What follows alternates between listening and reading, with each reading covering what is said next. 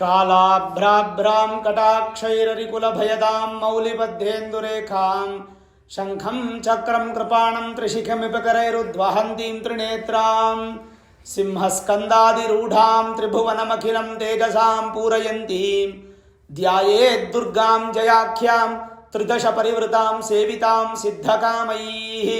ಶ್ರೀ ಗುರುಭ್ಯೋ ನಮಃ. ಹರಿ ಓಂ. ಆತ್ಮೀಯ ಪ್ರಿಯ ಪ್ರೇಕ್ಷಕ ಮಿತ್ರರೇ, ನಿಮ್ಮೆಲ್ಲರ ಜೀವನ ಸುಖಕರ, ಲಾಭಕರ, ಸಮೃದ್ಧಿಕರವಾಗಿರಲಿ ಅಂತ ನನ್ನ ಆರಾಧ್ಯ ದೇವಿ ಹೊರನಾಡು ಅನ್ನಪೂರ್ಣೇಶ್ವರಿಯ ಪಾದಗಳಿಗೆ ನಮಸ್ಕರಿಸ್ತಾ, ಪ್ರಿಯ ಪ್ರೇಕ್ಷಕ ಮಿತ್ರರೇ, 2026 ವರ್ಷದ ಸಾಲಿನಲ್ಲಿ 5 ರಾಶಿಗಳಿಗೆ ವಿಶೇಷವಾದಂಥ ಧನ ಸಂಪತ್ತು ಅನ್ನುವಂಥದ್ದು ವೃದ್ಧಿ ಇದೆ. ಅದು ಯಾವ್ಯಾವ ರಾಶಿ? ಸಾಧಾರಣವಾಗಿ ಮನುಷ್ಯ ಆಸೆ ಪಡುವಂಥದ್ದು ಏನಂದರೆ, ಹೆಣ್ಣಾಗಲಿ ಗಂಡಾಗಲಿ ಹಣ ಸಂಪಾದನೆ ಮಾಡಬೇಕು, ಸಾಲ ಇರಬಾರದು, ಮನೆಯನ್ನು ಚೆನ್ನಾಗಿ ತೃಪ್ತಿಯಾಗಿ ಕಟ್ಟಿಕೊಂಡು ಸುಖ ಸಂಸಾರದಲ್ಲಿ ಆನಂದವಾಗಿರಬೇಕು ಅನ್ನುವಂಥದ್ದೇ ಪ್ರತಿಯೊಬ್ಬ ಹೆಣ್ಣಾಗಲಿ ಗಂಡಾಗಲಿ ಯೋಚನೆ ಮಾಡುವಂಥದ್ದು. ಅದಕ್ಕೆ ರಾಶಿ ಹಾಗೂ ಜಾತಕ ಜೊತೆಗೆ ಗುರು ಮತ್ತು ಶನಿಗಳ ಸಪೋರ್ಟಿಂದ ಕೆಲವೊಬ್ಬರಿಗೆ ಅದೃಷ್ಟ ಅನ್ನುವಂಥದ್ದು ಉತ್ಪತ್ತಿ ಆಗುತ್ತೆ. ಹಾಗಾದರೆ ಯಾವ ರಾಶಿಗೆ 2026ರಲ್ಲಿ ವಿಶೇಷವಾದಂಥ ಧನ ಸಂಪತ್ತು ವೃದ್ಧಿ ಆಗತ್ತೆ?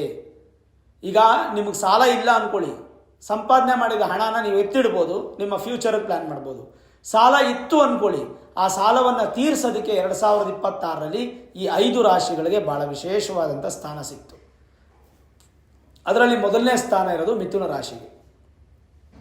ಮಿಥುನ ರಾಶಿಗೆ ಗುರು ಧನಸ್ಥಾನಕ್ಕೆ ಬಂದು ಹಣದ ಹರಿವನ್ನು ಹೆಚ್ಚು ಮಾಡಿ, ಕುಟುಂಬದ ವೃದ್ಧಿಯನ್ನು ಮಾಡಿ, ನಿಮ್ಮ ಮಾತಿನಿಂದ ಹೆಚ್ಚು ಸಂಪಾದನೆ ಮಾಡುವಂಥ ಯೋಗವನ್ನು, ಬಲವನ್ನು ಕೊಡ್ತಾನೆ. ಹಾಗಾಗಿ ಮಿಥುನ ರಾಶಿಯವರಿಗೆ ಅತ್ಯಂತ ಅದೃಷ್ಟ, ಅದ್ಭುತ ಅನ್ನುವಂಥದ್ದು ಈ ವರ್ಷ ನಾವು ಕಾಣಬಹುದು. ಜೊತೆಗೆ ಏನೇನು ನಿಮಗೆ ಕಮಿಟ್ಮೆಂಟ್ಸ್ ಇದೆ, ಆ ಕಮಿಟ್ಮೆಂಟ್ಸ್ ಎಲ್ಲ ಮೋರ್ ದೆನ್ 60-70% ಕಮ್ಮಿ ಆಗೋಗುತ್ತೆ.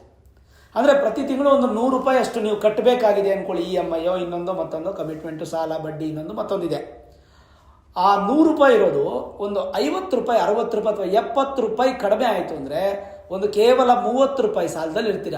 ಎಷ್ಟು ಸ್ಟ್ರೆಸ್ ಫ್ರೀ ಆಗುತ್ತೆ. ಇದು ಮಿಥುನ ರಾಶಿಯವರಿಗೆ 2026ರಲ್ಲಿ ಅತ್ಯಂತ ಶುಭ ಫಲ. ಧನ ಅಕ್ಯುಮುಲೇಷನ್ ಮಾಡೋದಕ್ಕೆ ಮೊದಲನೇ ರಾಶಿ ಯಾವುದಂದರೆ ಮಿಥುನ ರಾಶಿ. ಇನ್ನು ಎರಡನೇದು ಕನ್ಯಾ ರಾಶಿ.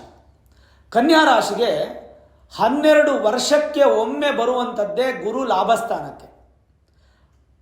12 ವರ್ಷಕ್ಕೆ ಒಮ್ಮೆ ಗುರು ಲಾಭಸ್ಥಾನಕ್ಕೆ ಬರ್ತಾರೆ. ಅಂದರೆ ಲಾಭ ಅಂದರೆ ಕೇವಲ ದುಡ್ಡು ಮಾತ್ರ ಅಲ್ಲ. ಕನ್ಯಾ ರಾಶಿಯವರಿಗೆ ವಿವಾಹ ಆಗ್ಬೋದು, ಮನೆ ಕಟ್ಟೋದಾಗ್ಬೋದು, ಭೂಮಿ ತಗೊಳ್ಳೋದಾಗ್ಬೋದು, ವಾಹನ ತಗೊಳ್ಳೋದಾಗ್ಬೋದು, ಅಥವಾ ಹಣ ಸಂಪಾದನೆ ಮಾಡೋದಾಗ್ಬೋದು. ಸಂಪಾದನೆ ಮಾಡಿದಂಥ ಹಣವನ್ನು ಉಪಯೋಗಿಸಿ ಏನಾದರೂ ಒಂದು ಅದ್ಭುತವಾದಂಥ ಜೀವನವನ್ನು ಪ್ರಾರಂಭ ಮಾಡುವಂತಾಗ್ಬೋದು. ಇವೆಲ್ಲದಕ್ಕೂ ಭಾಳಷ್ಟು ಅನುಕೂಲ ಮತ್ತು ವಿಶೇಷವಾದಂಥ ಸಂದರ್ಭ ಕನ್ಯಾ ರಾಶಿಯವರಿಗೆ. ಹಾಗಾಗಿ 2026ರಲ್ಲಿ ಅತ್ಯಂತ ಬಲಿಷ್ಠ ಹಾಗೂ ಪಾಸಿಟಿವ್ ಆಗಿರ್ತಕ್ಕಂಥ ಒಂದು ರಾಶಿ ಕನ್ಯಾ ರಾಶಿ. ಇನ್ನು ಮೂರನೇದಾಗಿ ವೃಶ್ಚಿಕ ರಾಶಿ. 2026ರಲ್ಲಿ ವೃಶ್ಚಿಕ ರಾಶಿಯವರಿಗೆ ಅತ್ಯಂತ ಶುಭ ಫಲ. ಭಾಗ್ಯಸ್ಥಾನಕ್ಕೆ ಗುರು ಬಂದು ಭಾಗ್ಯದ ಫಲಗಳನ್ನು ಕೊಡ್ತಾನೆ.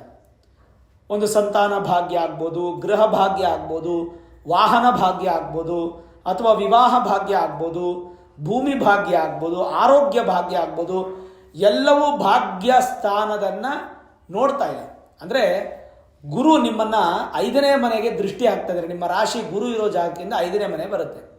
ಹಾಗಾಗಿ ವೃಶ್ಚಿಕ ರಾಶಿಯವರಿಗೆ ಅತ್ಯಂತ ಶುಭ ಫಲ. ಈ ಒಂದು ಸಂದರ್ಭದಲ್ಲಿ ನೀವೇನೇ ಪಾಸಿಟಿವನ್ನು ಥಿಂಕ್ ಮಾಡಿದ್ರೂ ಅದು ಸಕ್ಸಸ್ ಆಗುತ್ತೆ. ಜೊತೆಗೆ ಪೂರ್ವ ಪುಣ್ಯ ಸ್ಥಾನಕ್ಕೆ ದೃಷ್ಟಿ ಹಾಕ್ತಾ ಇರೋದ್ರಿಂದ ಗುರುವಿನ ಬಲ ನಿಮ್ಮ ರಾಶಿಯಿಂದ ಭಾಗ್ಯ ಸ್ಥಾನಕ್ಕೆ ಇರೋದ್ರಿಂದ ಎಲ್ಲ ಭಾಗ್ಯಗಳು ನಿಮ್ಮನ್ನು ಒದಗಿ ಬರುತ್ತೆ. ನಿಮ್ಮ ಪ್ರಯತ್ನ ಸ್ವಲ್ಪ ಇದ್ದರೆ ಸಾಕು. 2026ರಲ್ಲಿ ಯಥೇಚ್ಛವಾದ ಹಣವನ್ನು ಸಂಪಾದನೆ ಮಾಡಿ ಭಾಳಷ್ಟು ಅನುಕೂಲಕರವಾಗಿರ್ತಕ್ಕಂಥ ಕಂಫರ್ಟಬಲ್ ಲೈಫ್ಗೆ ನೀವು ಶಿಫ್ಟ್ ಆಗ್ತೀರ. ಅದು ನಿಮಗೆ ಸಪೋರ್ಟನ್ನು ಹೆಚ್ಚು ಕೊಡುತ್ತೆ. ನಿಮ್ಮ ಪ್ರಯತ್ನ ಮಾತ್ರ ಬೇಕು ಅಷ್ಟೆ, ಇನ್ನೇನು ಅವಶ್ಯಕತೆ ಇಲ್ಲ. 2026ರಲ್ಲಿ ಧನ ವೃದ್ಧಿಗಾಗಿ 4ನೇ ರಾಶಿ ಯಾವುದಂದರೆ ಮಕರ.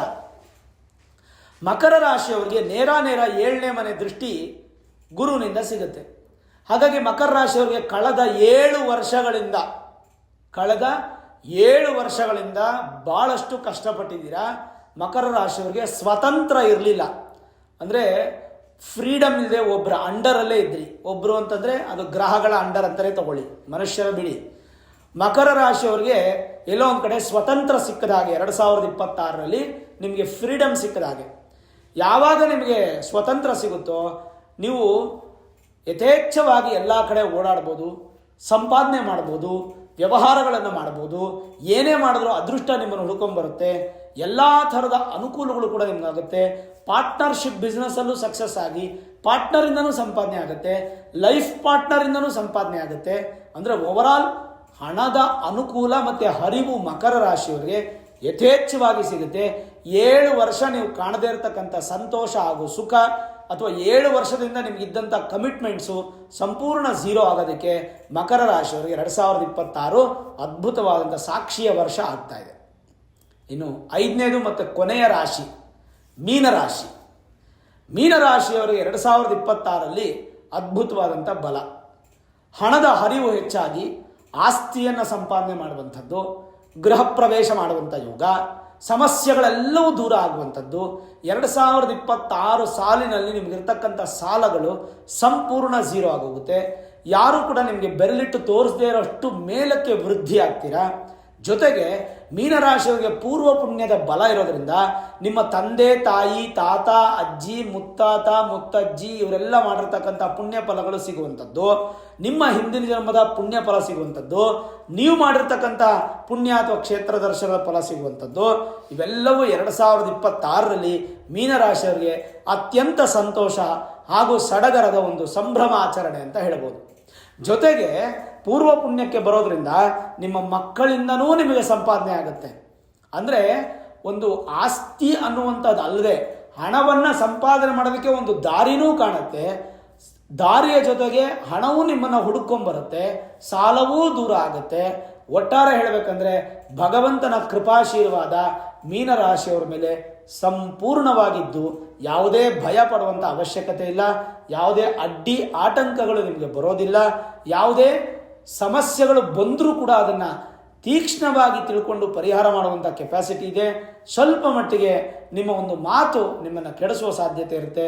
ಸಾಧ್ಯವಾದಷ್ಟು ಮೀನರಾಶಿಯವರು ಮಾತನ್ನು ಕಡಿಮೆ ಮಾಡಿ ನಿಮ್ಮ ಸಂಪತ್ತನ್ನು ವೃದ್ಧಿ ಮಾಡಿಕೊಂಡು ಯಥೇಚ್ಛವಾದಂಥ ಸುಖವನ್ನು ಪಡೆಯೋದರಲ್ಲಿ ಸಂದೇಹನೇ ಇಲ್ಲ. ನೋಡಿದ್ರಲ್ಲ, 2026ರಲ್ಲಿ ಟಾಪ್ 1 ಮಿಥುನ ರಾಶಿ ಇರುತ್ತೆ, ಟಾಪ್ 2 ಬಂದು ಕನ್ಯಾ ರಾಶಿ ಇರುತ್ತೆ, ಟಾಪ್ 3 ಬಂದು ವೃಶ್ಚಿಕ ರಾಶಿ ಇರುತ್ತೆ, ಟಾಪ್ 4 ಬಂದು ಮಕರ ರಾಶಿ ಇರುತ್ತೆ, ಟಾಪ್ 5 ಬಂದು ಮೀನ ರಾಶಿ ಇರುತ್ತೆ. ಈ 5 ರಾಶಿಗಳವರೆಗೆ ಧನ, ಸಂಪತ್ತು, ಅಭಿವೃದ್ಧಿಯಾಗಿ ಸಂತೋಷ ಅನ್ನುವಂಥದ್ದು ಕಾಣೋದ್ರಲ್ಲಿ ಯಾವುದೇ ಸಂದೇಹನೂ ಕಾಣ್ತಾ ಇಲ್ಲ. ಈ ವಿಡಿಯೋ ಇಷ್ಟ ಆಗಿದ್ರೆ ಲೈಕ್ ಮಾಡಿ, ಶೇರ್ ಮಾಡಿ, ಮುಖ್ಯವಾಗಿ ನಮ್ಮ ಚಾನಲ್ಗೆ ಸಬ್ಸ್ಕ್ರೈಬ್ ಮಾಡಿ, ಬೆಲ್ ಐಕಾನನ್ನು ಪ್ರೆಸ್ ಮಾಡಿ. ಪ್ರತಿನಿತ್ಯ ನಾನು ಪೂಜೆ ಮಾಡುವಂತಹ ನನ್ನ ಆರಾಧ್ಯ ದೇವಿ ಹೊರನಾಡು ಅನ್ನಪೂರ್ಣೇಶ್ವರಿಯ ಆಶೀರ್ವಾದ ಅನುಗ್ರಹ ಸದಾಕಾಲ ಮತ್ತೊಮ್ಮೆ ನಿಮಗೆ ಸಿಗಲಿ ಅಂತ ಪ್ರಾರ್ಥನೆ ಮಾಡ್ತಾ, ಸರ್ವೇ ಜನಾಃ ಸುಖಿನೋ ಭವಂತು, ಸಮಸ್ತ ಸನ್ಮಂಗಳಾನಿ ಭವಂತು.